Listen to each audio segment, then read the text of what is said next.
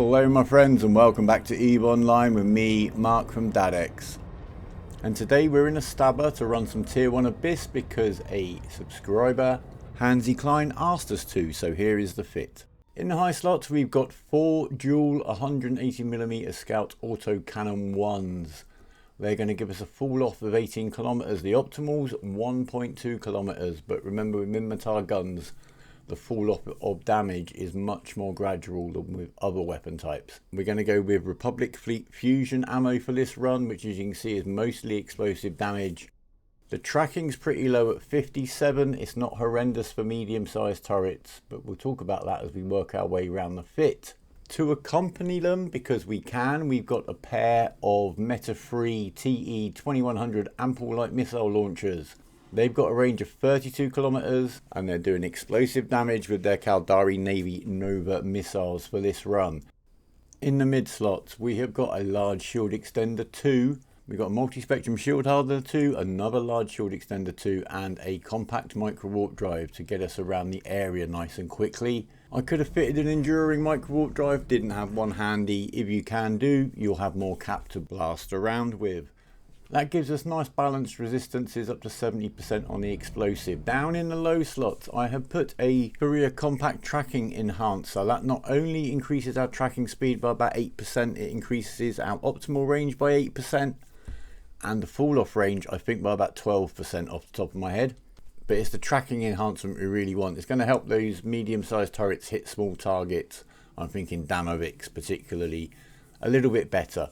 Then we've got a pair of gyro stabilizer 2s purely to put up the DPS, the raw damage, and then a damage control 2. Not the most imaginative of modules, but obviously it's a further boost of our resistances across the board. We may come up with an alternative for that after a run or two. In the rigs I've gone for 2 medium EM shield reinforcers just to up that EM resistance and 1 medium projectile turret collision accelerator full of guns for another 10% bonus to the DPS. I think that's the way we're going to go with version 1 of this fit. Not to forget we also have 5 drones on board, heroic warrior 2s, we'll see those in the room. Our total DPS is 328.5, which is pretty impressive. I've only got level 3 Minmitar cruiser, so that's giving us about a 22% bonus to rate of fire on the turrets and a 30% fall off range bonus. Today we're using a Calm Gamma filament. We're going to get reduced explosive resistances for us and the rats and an increase by 50% of our shield amount. So passive tanks should be pretty sound in here. Right, first room we got the Drifter battleship, the Charybdis Tyrannos. He usually either loiters over there by the gate, he sometimes makes a run for the edge of the area. He is the focus. He's going to take a little time to burn down, so we'll get on with that immediately. The cruiser is very much secondary, take him down as and when you can, but it's really a question of burning over here to get into range of the battleship to orbit him. And once we're nice and close to him, he's not going to be able to apply any damage with his Doom cannon. I'm not sure what his weapon is called, let me know in a comment, but it looks horrific if it actually hit you. So we're going to focus on getting into an orbit on him, but we're pretty safe here. I've just left the guns and the missiles running on that cruiser really while I focus on getting into position. I'm not putting my drones out yet, I'll show you why. There's a medium range Deviant Automata suppressor in this room. It has a 40 kilometer range and it will munch drones and can affect missiles if you're dependent on them, especially if you're firing them at long range. But I'm feeling comfortable enough for a screenshot. The cruiser seems to have brought itself back into a nice range, so we're taking him down quite quickly now. For those of you a bit sad that I was just firing around Navy ammo like it's confetti, we'll have a look at the end of the run. The Navy ammo is obviously 10% extra damage. Is it necessary? That remains to be seen. So the cruiser's down, I've put my drones out, and as you can see they are all now taking steady damage from that tower, so I'm just going to pull those guys back in. We'll save those for the next room. We don't really need them, not going to be adding a lot of DPS. They are handy to have, but we'll keep them for now. So watch out for those towers. And if you're dependent on missiles for your damage, then get in as close as you can to the target and minimise the amount of time that tower's got to take your missiles out.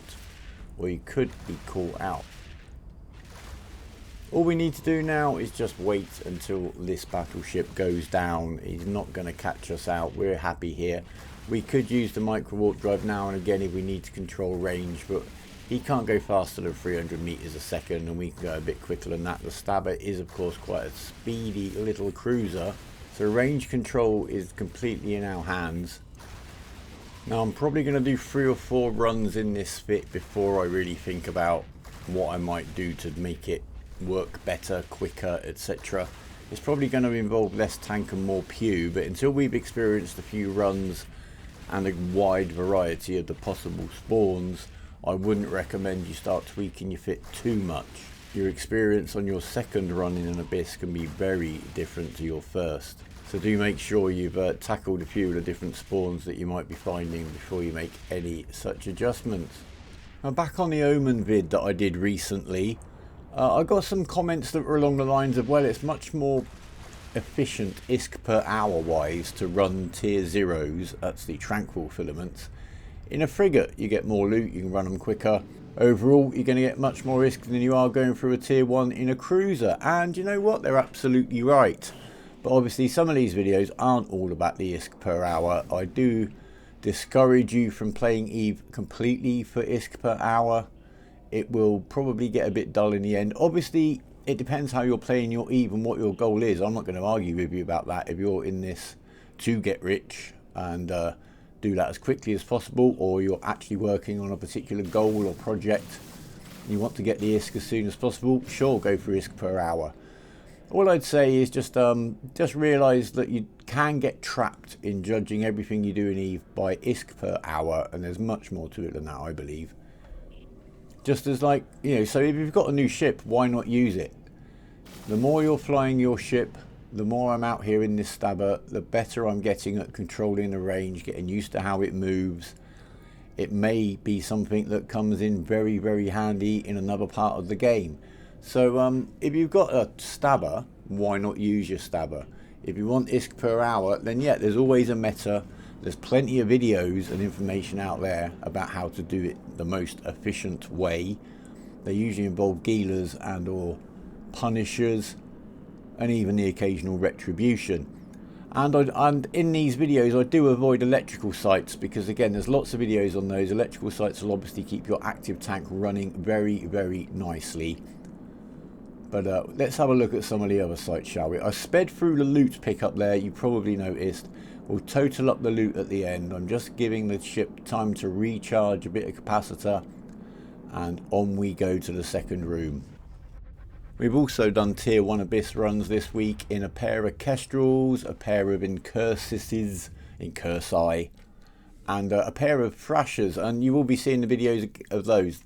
The frigates are about 10 mil each, so you've got 2 10 mil frigates making quite good ISK, because obviously you're popping 3 filaments, and it's a nice little fun way of doing a little bit of sociable fleet action with your mates, which is what the multi-filament Abyss was all about when it was advertised. Anyway, we're in here.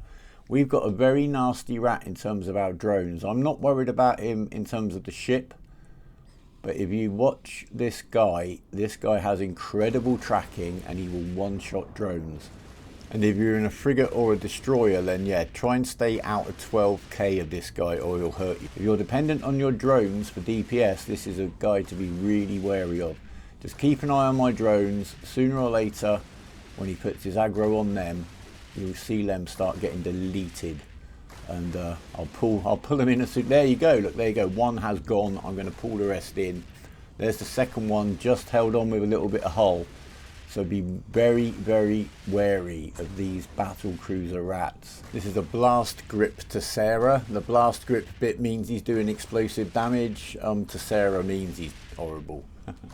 But our Stabber can handle it. The battle cruiser is quick. We may need to use the micro warp drive now and again to keep in a nice range. He might run after us, he might run away. It depends on his mood. But yeah, I'm not really concerned about the Stabber versus this rat, but do look out if you're in a smaller ship or you're using drones.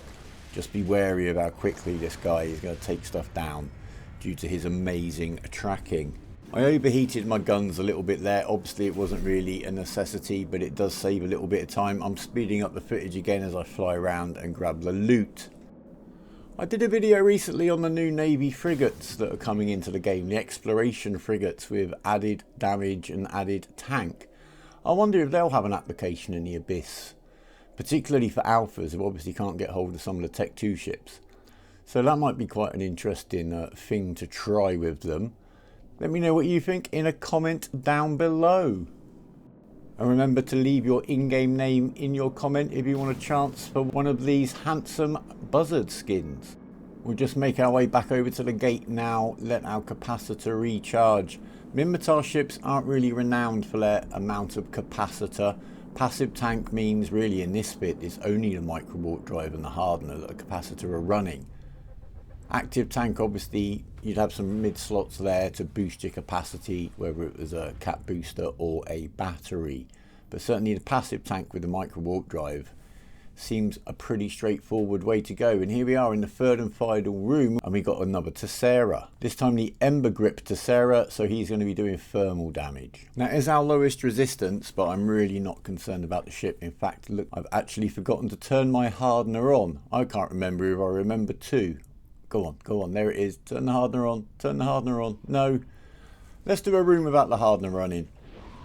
I'm not concerned about the ship, but watch the drones. I'm going to sacrifice these lads. There is a tower in here, but we're out of range of it, so that's not affecting the drones. But watch what happens when this guy gets his aggro on our drones. I'm just demonstrating this for you drone boat pilots out there. It's just something to be aware of. You can't even have time to cycle drones here because of the amount of damage they will take when he starts hitting them. Maybe it's high time I got a Vexor out and had to go in that just to see how hectic it can get. So I've remembered now finally to turn the shield hardener on, having got down to nearly half shield, but never in any kind of stress. And just keep an eye on the drone window there, highlighted by the lovely red arrow. I know that these rats, if they do loiter around the tower, can be really tricky. I've actually seen an Ishtar, Dexter's Ishtar, that cost a lot of ISK, that ran tier 5 Abyss consistently, went into a tier 3 by mistake, and between a tower, a battleship that wouldn't move away from the tower, and his dependence on drones, he lost his Ishtar. And you saw how quickly those two drones got removed right there. So yeah, we'll get the Vexor out, give it a go. Hopefully we won't get any nasty spawn combos. One thing just to bear in mind as I cruise past the gate, do make sure you don't clip into any scenery, because losing all your speed is one way you're going to take a lot of damage very quickly, especially if it's a big rat you're trying to deal with. So do watch out for the scenery in these rooms. You can get snagged. It's not as bad as it used to be, but keep an eye out for it. Again, we're just going to speed up, run around and grab the loot. So in terms of the ship, this hasn't been a hairy experience in any way whatsoever. I forgot to put the hardener on for most of it. I did that when I was in the Kestrel and it was much more scary. You'll see soon. About 2.5 million total loot off that run. Not amazing, but I got to fly my Stabber whilst I was doing it. We didn't get any Damaviks or Kikimoras or the little droney ones that come after you. So we don't really know how we are on the tracking regarding small rats. Going up to bigger guns is maybe an option if you can get them on your fit. It will certainly take down the bigger rats quicker. Just need to make sure that you can handle the smaller rats too if they do show up. So yeah, the Stabber is pretty sound on here. Obviously, as I did say, we haven't tried all the spawns yet. It's going to take a few more runs, see if there's one out there that this ship really doesn't get on with. And if you've got a favourite Abyss fit for your Stabber, then please feel free to share it down below or over in the Discord, of course. But that's it for now, my friends. Please leave your comments down below. Your input is always very gratefully received, I assure you. Leave your in-game name if you want a chance at a buzzard skin. Leave it a like if you've liked it, found it interesting, informative, or any combination of those three. Subscribe if you want to know when the next video's up. It won't be long, and it'll probably be, well, tell me in your comment, what do you want to see first, Kestrels, Thrashers, or Incursite in the Abyss, Tier 1 Abyss? Anyway, take care of yourselves and each other. Remember, even is believing, and for now, my friends, fly brave and goodbye.